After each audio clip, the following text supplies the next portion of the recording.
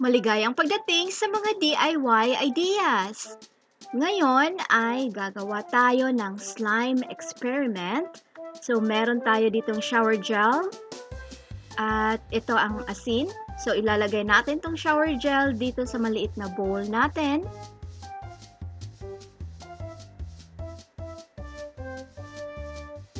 So, ayan. Konti lang talaga yung kailangan natin dahil experiment pa ito.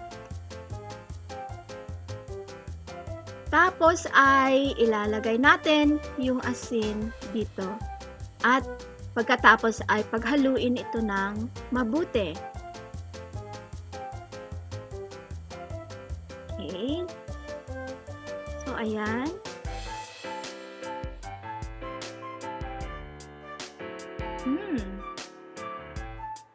Mukhang hindi nagpo-function ito. So, liquidy pa ito, bumubula-bula na ito, pero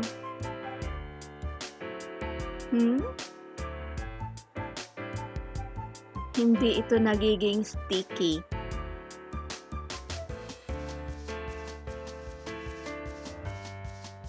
Ayan, ang dami ng bula. So, baka pwedeng lagyan natin ng konti pang asin.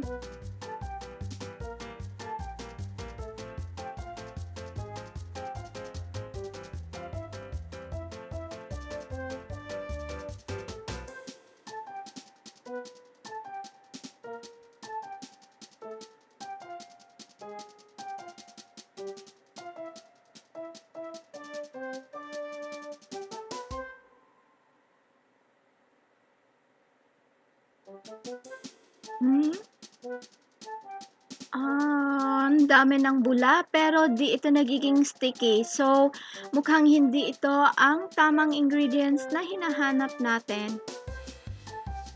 So, ayan. Nagpo-foam lang siya. So, palpak ito.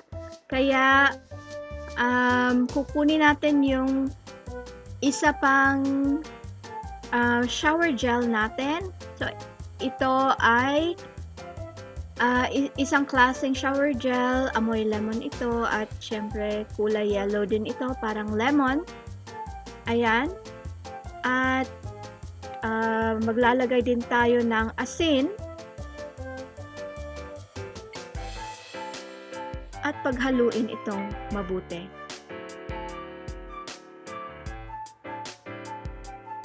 Oh, okay. Ayan, nagiging sticky na ito. Ayan, nakikita niyo ba? So, yes, I like it. Yeah, dito, parang kanina, yung kanina na bumubula lang. Pero, eto, nagiging sticky na siya talaga. Ayan.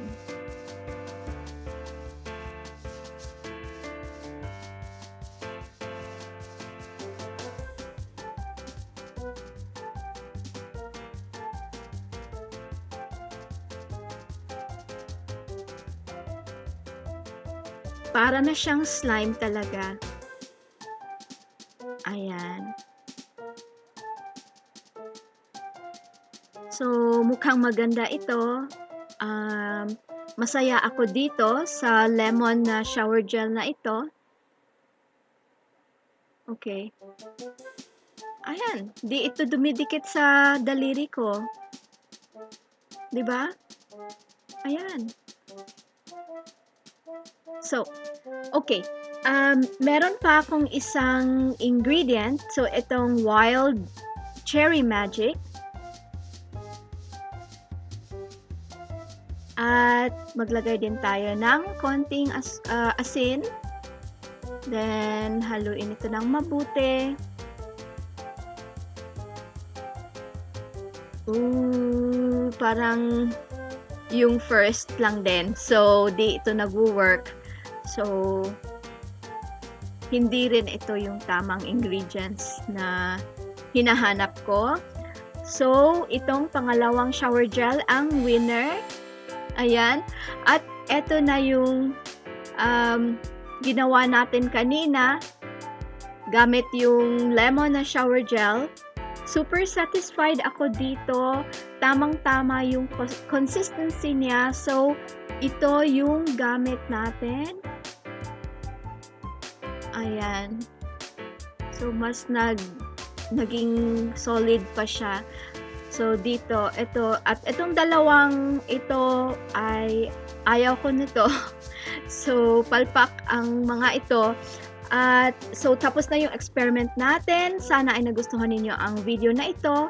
At isulat ang inyong mga komento dito sa ibaba. Bumisita at mag-subscribe sa aming channel. So, hanggang sa muli. Magkita-kita ulit tayo. Paalam!